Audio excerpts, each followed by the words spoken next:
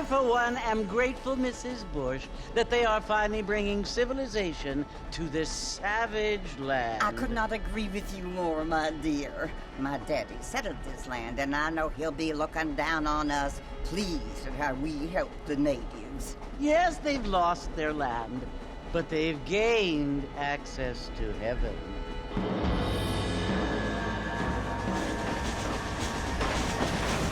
But, Father, do you mean unless an innocent receives communion, they're destined to go to hell? That hardly seems fair.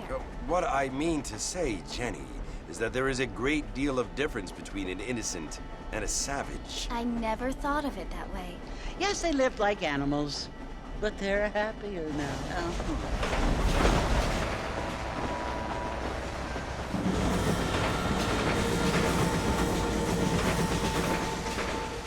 Not only do people now have motor cars, Father, but I heard that pretty soon we will be able to fly. No, only angels can fly, Jenny.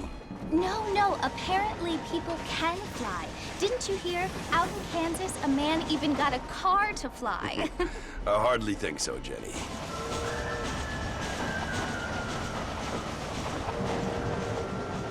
Apparently, Mr. Johns wants to run for governor, which is why he's so concerned with cleaning up the state. Nate Johns.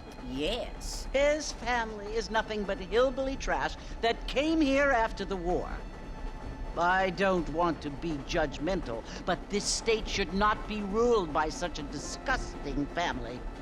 A family without class. Apparently, the Johns family have made a lot of money, and he has a lot of friends in politics. Mrs. Bush, money isn't everything. There are many things that money cannot buy. It seems that money can buy voters, though.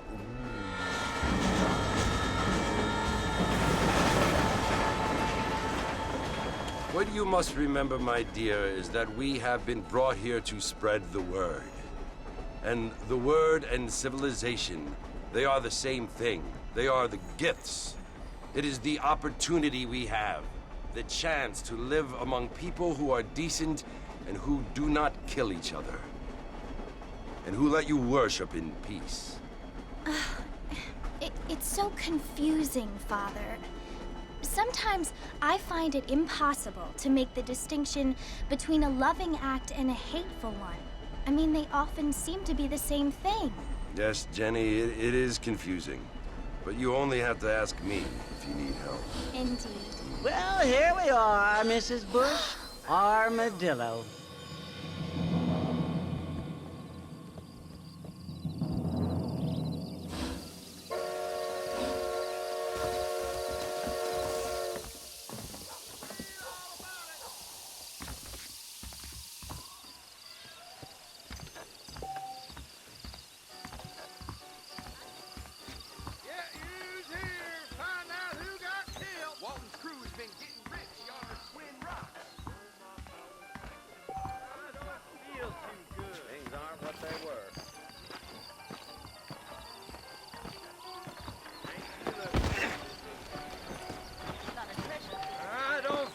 Too good.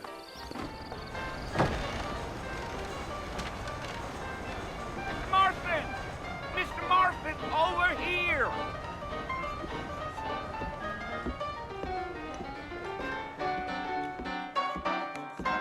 You must be John Marston.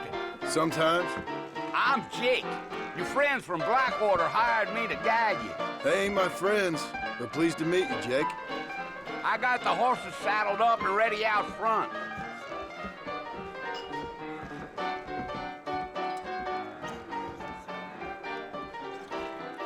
This person and that person. I don't hope it's your class. I knew she was a soiled dove. All righty, Mr. Marston, let's get. How you doing?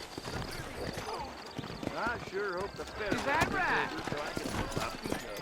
Take it easy until we're out of town. Ain't no point in causing a ruckus.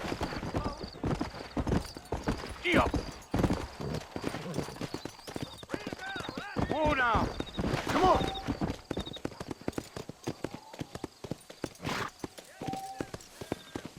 Slow down!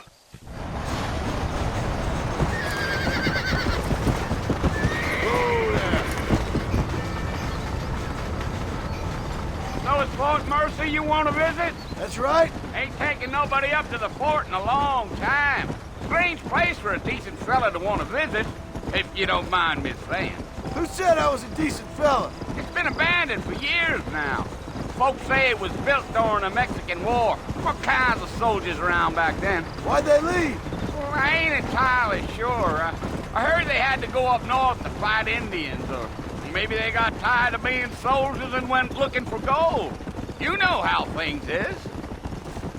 So what are you doing up at the fort? I'm looking for an old friend. Well, like I says, you ain't gonna find many folk around those parts these days. Those you do find are about as sociable as an ulcerated back tooth.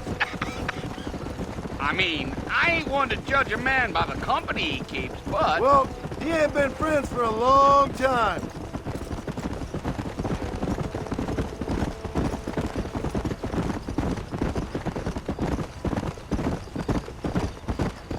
Are you planning on spending any time in Armadillo, Mr. Marston? I doubt it. I ain't planning on staying very long. Well, if you're fixing for some female company, you can do a lot worse than Armadillo. Fine as cream gravy they are. Not like Thieves' Landing. Dang, those girls ain't even fit for a drinking man to hole up with. I'm a married man, I'm afraid. Ain't we all?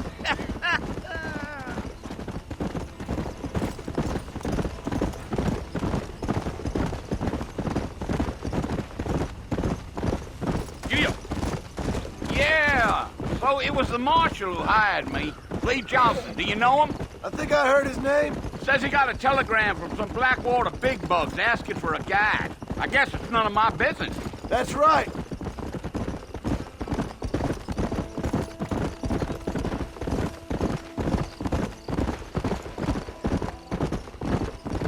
You ain't very talkative, are you? Nope. I'm just chewing the dog, mister. It's how I am. I don't mean nothing by it. Trust me. There's things you better off not knowing.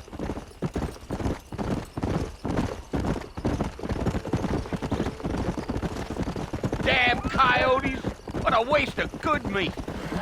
Almost there, Mr. Marston. Just over this hill.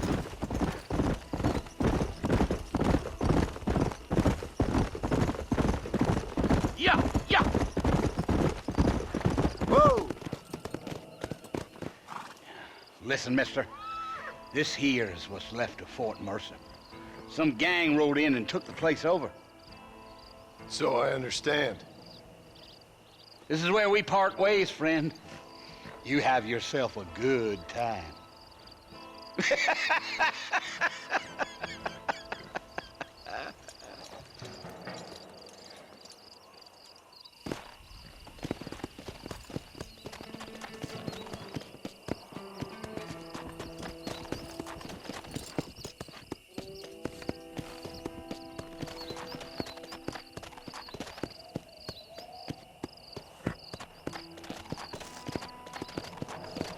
Come on.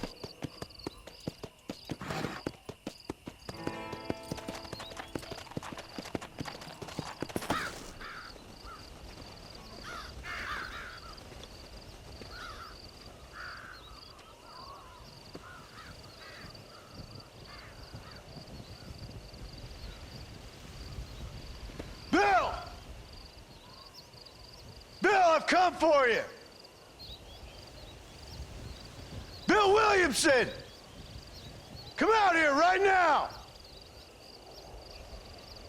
Go away now, John. Don't make me kill you. Nobody needs to kill anyone, Bill. You must think I was born yesterday. You always did think I was an idiot. That ain't fair, Bill. You were as my brother. I've come to try to save you. Oh. Do I look like I need saving? Bill, please. They want to kill us all. I can help you. Well, you never tried to save me before. You only seemed to save yourself. Bill, I implore you, think about this. You implore me? You implore me? You always were one for fancy words.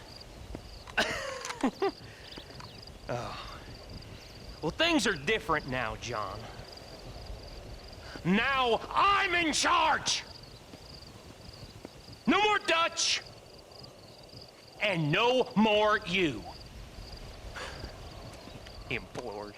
I implores you to go back and tell them to send someone just a little bit more impressive next time. Well? Oh. Poor John.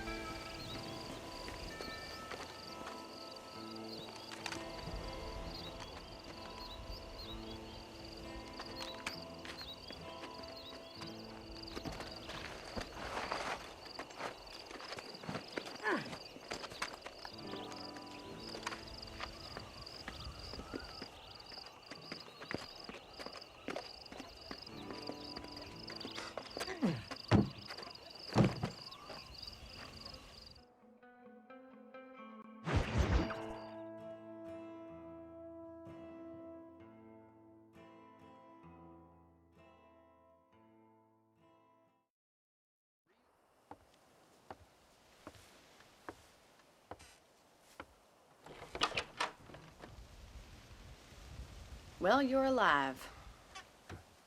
So it would seem. So, how do you feel? I don't know the polite word for it. I do. Stupid is the word we use around here. What were you doing? I was doing something stupid. Well, you'll be okay. Once you didn't die, the doctor said you'd be fine. He got the bullets out a couple days ago. Good. It cost us $15. I'm sorry, madam. Should have left me there to die. Did you want to die? I mean, was that it? Was that why you went straight out to Fort Mercer and picked a fight with the worst bandit in the county? To die, Mr.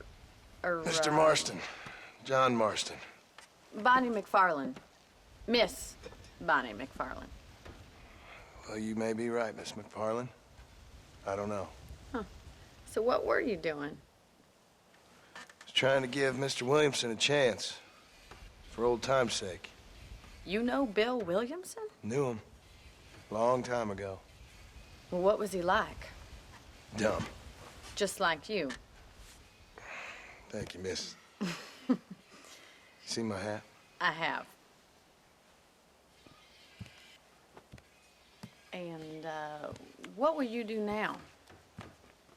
Now I'm gonna take my time and go after him the less kind way. Well, that sounds very fun, Mr. Marston. Quite heroic, just like in those penny dreadfuls my brother used to read. Meanwhile, if you'll excuse me, I've got a ranch to run. Of course, if you're feeling better, why not take a ride with me later? Help me patrol the perimeter. You can earn back some of that money we wasted on doctor's bills. Of course. And thank you for saving my life, I mean. Next time, Mr. Marston, I strongly recommend you don't try to lose it quite so earnestly. I'll bear that in mind.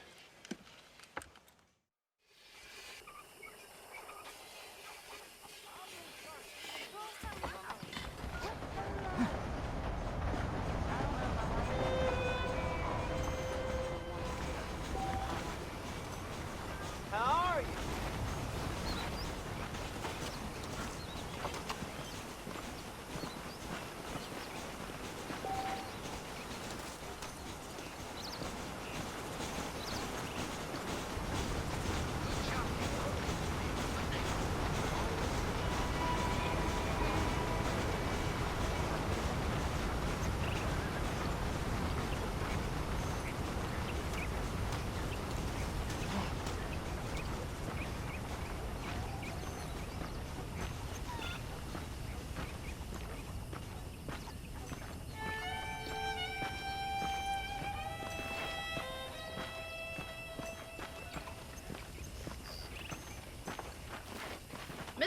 Marston. Back in the land of the living, I see. Figured it's about time I started paying back that $15. Well, no time to waste. The horses are saddled up over here.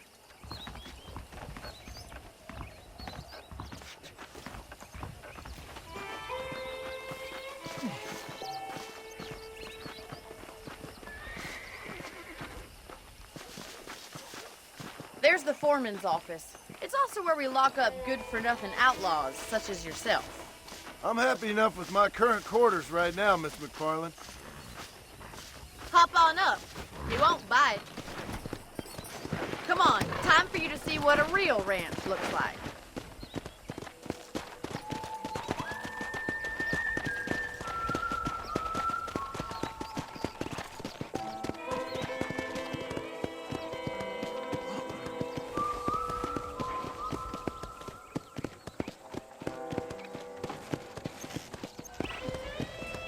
To your right is the general store. You won't find Parisian high fashion, but it's good for the essentials. Very convenient. I don't think I've ever seen a ranch with its own store before.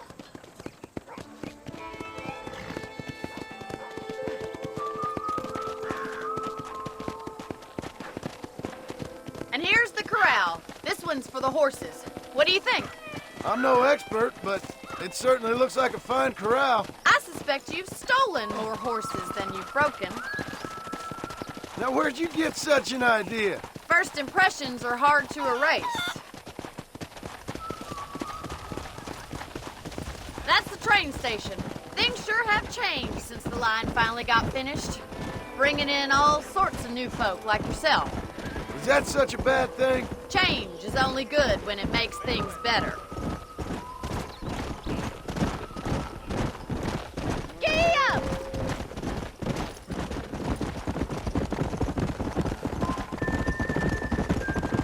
That's the barn over there.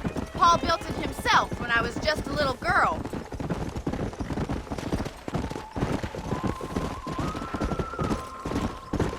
And here we are, back at the house. Let's stop for a while before we head out on patrol. You'll get no complaints from me, Miss McFarland.